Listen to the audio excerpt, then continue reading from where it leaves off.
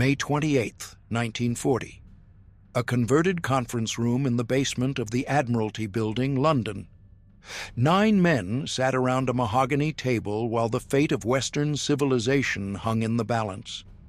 Outside, the streets were quiet, but across the English Channel, over 300,000 British and French soldiers were trapped on the beaches of Dunkirk, surrounded by German forces that had shattered every defensive line in their path.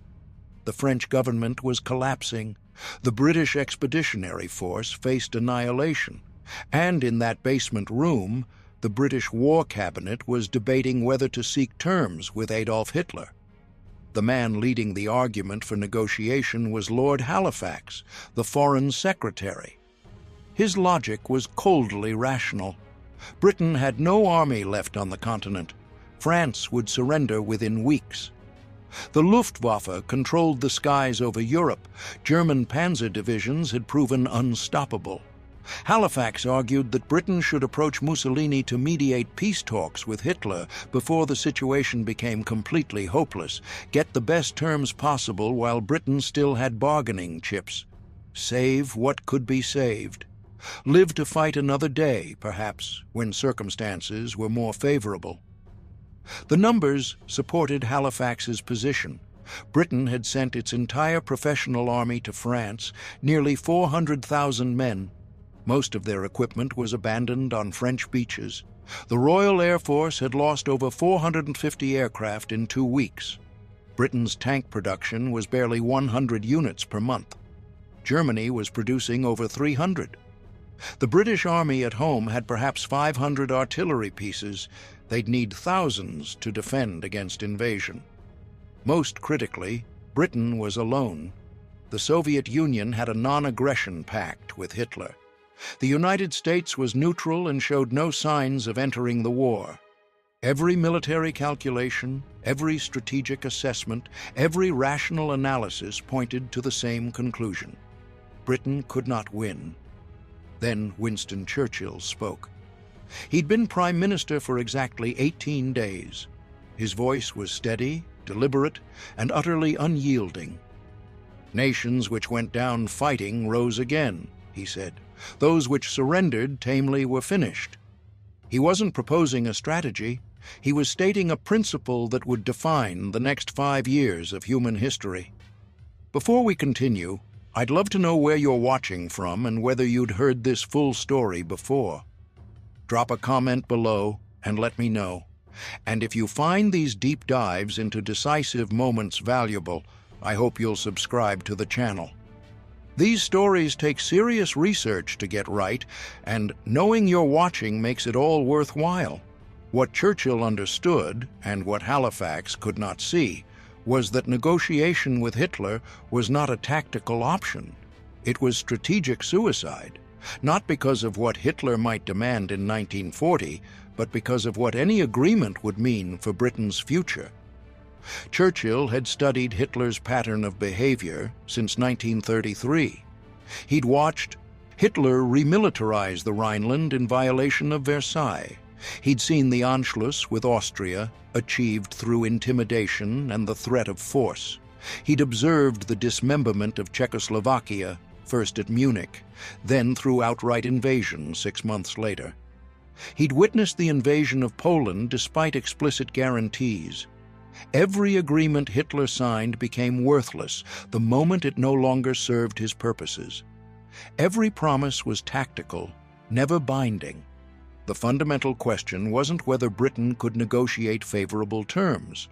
The question was whether any terms negotiated with Hitler would last longer than the time it took his armies to regroup and rearm. Churchill's answer was no. Any peace agreement would give Hitler exactly what he needed most: time. Time to consolidate his control over Europe. Time to exploit the industrial capacity of France, Belgium, Holland, Czechoslovakia, Poland. Time to build an invasion force that Britain, weakened and isolated by the terms of peace, could never hope to resist. A negotiated peace in 1940 wouldn't save Britain. It would merely postpone Britain's destruction while making that destruction inevitable. But Churchill's refusal to negotiate wasn't based solely on Hitler's untrustworthiness. It was based on a deeper strategic calculation about Britain's actual position. Yes, Britain had lost its army in France. Yes, the immediate military situation was catastrophic, but Britain still possessed three critical assets that made continued resistance possible. First, the Royal Navy remained the most powerful naval force in the world. As long as the Navy controlled the seas around Britain, invasion was extraordinarily difficult. Second, Britain's island geography created a defensive advantage. Hitler's panzers, which had crushed French defenses, couldn't cross the English Channel.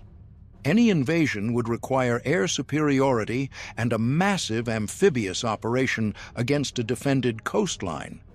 Third, and most importantly, Britain controlled a global empire with access to resources, manpower, and industrial capacity that Germany could never match in a prolonged war. Churchill saw what Halifax missed. The war wasn't over. It had barely begun. Germany's victories in Poland and France had been achieved through speed and concentration of force. Blitzkrieg worked when the enemy could be reached by tanks and aircraft operating from prepared bases, but Britain couldn't be blitzed. It had to be invaded, and invasion required capabilities Germany didn't possess. The Kriegsmarine had no landing craft designed for opposed amphibious assault. The Luftwaffe had no heavy bombers capable of destroying Britain's industrial base. The Wehrmacht had no experience in large-scale amphibious operations. Germany's military was optimized for continental warfare, not for crossing water barriers against a naval power. More fundamentally, Churchill understood that time was not Germany's ally. Every month Britain survived was a month for rearmament, a month for pilot training, a month for the United States to move closer to intervention, a month for the Soviet Union to recognize that Hitler's ambitions threatened them as well. Germany's position in May 1940 was the strongest it would ever be. If Britain could survive the immediate crisis, the strategic balance would begin to shift. The War Cabinet met 3 times on May 28th. Each time, Halifax pressed for negotiation. Each time, Churchill refused. The arguments became heated. Halifax suggested that Churchill's obstinacy was driven by personal pride rather than strategic logic. Churchill responded by calling a meeting of the full cabinet, all 25 ministers. He told them plainly that any negotiated peace would mean Britain's complete subjugation. He said that if the Long Island story of Britain was to end at last, it should end with each person choking on his own blood upon the ground. It was not a rational argument, it was a moral one, and it carried the room. What followed was the most consequential decision of the 20th century. Britain would fight on, alone if necessary, with no guarantee of victory, with no clear path to defeating Germany, simply because surrender was unacceptable. Churchill's refusal to negotiate didn't rest on military optimism. It rested on the principle that some things matter more than survival: national independence, the rule of law, the right to self-determination. These weren't bargaining chips to be traded for temporary safety. They were the reasons nations existed at all. The immediate consequences were brutal. The Luftwaffe began bombing British cities in July 1940. The Blitz killed over 40,000 civilians. British merchant shipping losses to U-boats reached catastrophic levels, over 4 million tons sunk in 1940 and 1941. Britain's gold reserves were depleted, paying for American weapons. Rationing reduced the average British diet to near starvation levels. The cities of Coventry, Plymouth, Southampton, and dozens of others were devastated by aerial bombardment.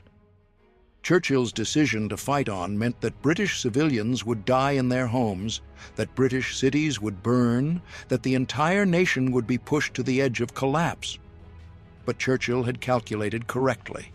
Germany never achieved the air superiority necessary for invasion. Operation Sea Lion, Hitler's planned invasion of Britain, was postponed indefinitely in September 1940 and eventually cancelled. The Royal Navy remained dominant. British fighter production exceeded German production by early 1941. Most critically, Churchill's refusal to negotiate kept Britain in the war long enough for the strategic situation to transform completely. Hitler invaded the Soviet Union in June 1941, creating the two-front war that would ultimately destroy Germany. Japan attacked Pearl Harbor in December 1941, bringing the United States into the war with its overwhelming industrial capacity. By 1942, Britain was no longer alone. The alliance that would defeat Hitler had formed, but it formed only because Britain had survived 1940. German military leaders later acknowledged that Britain's refusal to negotiate was the turning point. General Alfred Jodl, Chief of Operations for the Wehrmacht, testified at Nuremberg that if Britain had sought terms in 1940, Germany would have controlled all of Europe and could have turned its full strength against the Soviet Union without the distraction of a Western front. Field Marshal Wilhelm Keitel admitted that the continued British resistance forced Germany to maintain substantial forces in the West, forces that were desperately needed in Russia. Admiral Karl Dönitz stated that the U-boat campaign against Britain diverted resources and shipbuilding capacity that could have been used to support operations in the Mediterranean and the Eastern Front. Churchill's decision didn't just save Britain, it prevented German hegemony over the entire European continent. The lesson isn't that negotiation is always wrong. The lesson is that negotiation requires a partner who will honor agreements. Hitler had demonstrated repeatedly that he viewed treaties as temporary conveniences to be discarded the moment they became inconvenient. Negotiating with such an adversary doesn't produce peace. It produces a pause that favors the aggressor. Churchill understood that the only negotiation Hitler would respect was one conducted from a position of strength, and Britain in May 1940 had no strength to negotiate from. The only path to genuine peace was through resistance, survival, and the eventual accumulation of power sufficient to defeat Hitler militarily. Churchill's decision also revealed a deeper truth about strategic leadership. Sometimes the most rational choice, measured by immediate costs and benefits, is the wrong choice when measured against long-term consequences. Halifax's logic was impeccable if the goal was to minimize British casualties in 1940. But Churchill's goal wasn't to minimize casualties in 1940.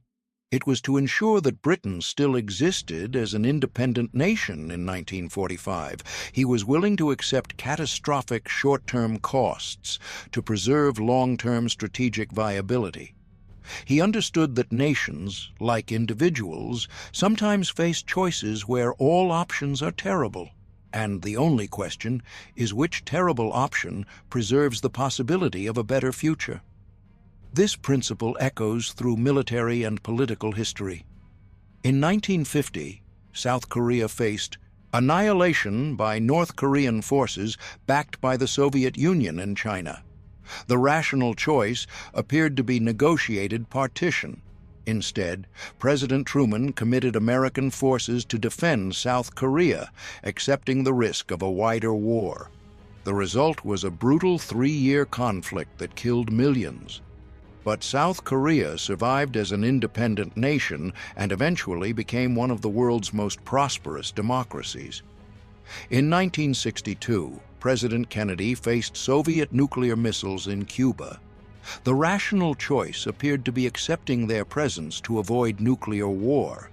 Instead, Kennedy imposed a naval blockade, risking escalation to preserve the principle that Soviet nuclear weapons would not be deployed in the Western Hemisphere. The crisis was resolved peacefully, but only because Kennedy was willing to risk war to defend a vital interest. The pattern is consistent. When facing an adversary who views negotiation as weakness and agreements as temporary, the only viable strategy is to demonstrate resolve, not through rhetoric, but through action. Churchill didn't just refuse to negotiate. He prepared Britain for total war. He reorganized the government for maximum efficiency.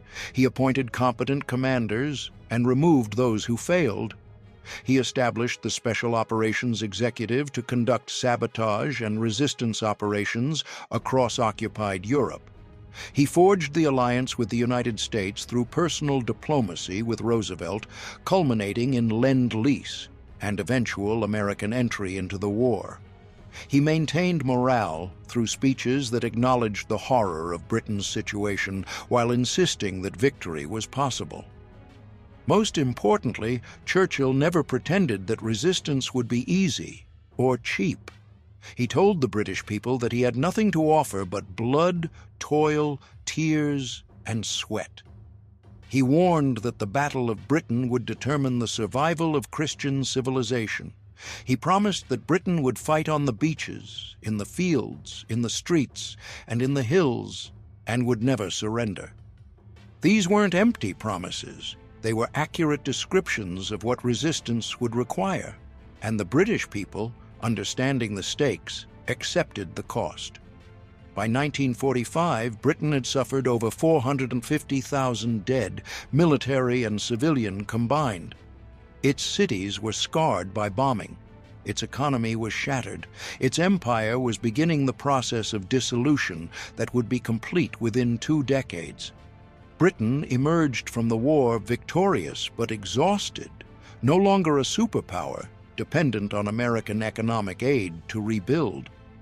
In purely material terms, the cost of Churchill's decision was staggering. But Britain emerged as an independent nation, with its political institutions intact, its values preserved, and its honor unstained by collaboration with Hitler's regime. The Britain of 1945 was poorer than the Britain of 1939, but it was still Britain. The counterfactual is instructive. If Halifax had prevailed, if Britain had sought terms with Hitler in May 1940, what would those terms have looked like? At minimum, Hitler would have demanded British recognition of German control over continental Europe. He would have required the return of Germany's former African colonies.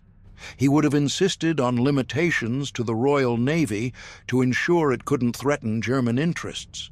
He would have demanded British neutrality in any future German conflicts. And he would have required a British government willing to cooperate with Nazi Germany, which almost certainly would have meant replacing Churchill with someone more amenable to accommodation. But these terms would only have been the beginning. Once Britain accepted German hegemony in Europe, it would have lost the ability to resist further demands. Hitler's pattern was clear. He would have waited until Britain demobilized, until its defenses weakened, until the psychological acceptance of German dominance became normalized. Then he would have demanded more: control over British foreign policy, access to British naval bases, eventually direct control over the British government itself. The process might have taken years, but the end point was inevitable. A Britain that accepted peace with Hitler in 1940 would have ceased to exist as an independent nation by 1945, not through military conquest, but through gradual subjugation disguised as diplomacy. Churchill saw this future clearly. He understood that Hitler's ambitions were not limited or negotiable. Hitler sought not coexistence but domination, not peace but submission. The choice wasn't between war and peace. It was between resistance and surrender. And surrender, even if it preserved British lives in the short term, would destroy everything that made Britain worth preserving. Churchill chose resistance because he understood that some defeats are worse than death. The death of a nation's independence, the death of its values, the death of its ability to determine its own future. The decision made in that basement room on May 28, 1940, determined the course of the war and the shape of the post-war world. If Britain had fallen or surrendered, Hitler would have controlled all of Western Europe. The Soviet Union, facing Germany's full strength without a Western front to divide German forces, might have been defeated. The United States, facing a German-dominated Europe and a Japanese-dominated Asia, would have confronted a strategic nightmare. The alliance that defeated the Axis powers formed because Britain survived 1940. And Britain survived 1940 because one man refused to accept that survival required surrender. Churchill's refusal to negotiate wasn't irrational stubbornness, it was strategic clarity. He understood that Hitler could not be appeased, that any agreement would be temporary, and that Britain's only path to genuine security was through Hitler's complete defeat. He was willing to accept catastrophic costs in pursuit of that goal because he understood that the alternative, accommodation with Nazi Germany, would be even more catastrophic in the long run. He saw that time, despite all appearances, was on Britain's side because Germany's position could only weaken as the war expanded while Britain's could strengthen through alliance and rearmament. The lesson echoes across decades. When facing an adversary whose goals are incompatible with your survival, negotiation is not a path to peace. It is a path to defeat. The only viable strategy is resistance, even when resistance appears hopeless, because resistance preserves the possibility of eventual victory, while surrender guarantees eventual destruction. Churchill understood this in May 1940. He acted on it despite overwhelming pressure to compromise, and because he did, Britain survived, the alliance formed, and Hitler was destroyed. In the final analysis, Churchill's decision teaches us that leadership sometimes requires rejecting the rational choice in favor of the right choice.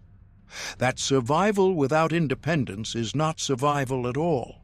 That some principles are worth dying for because without them life loses meaning. And that the darkest moments when all seems lost are precisely when resolve matters most. Because it's in those moments that the future is decided, not by those who calculate odds and seek accommodation, but by those who understand what must be preserved and refuse to surrender it, no matter the cost. That's why Churchill refused to negotiate with Hitler, even when Britain was burning, because he knew that the fire, terrible as it was, would eventually burn out. But surrender would last forever.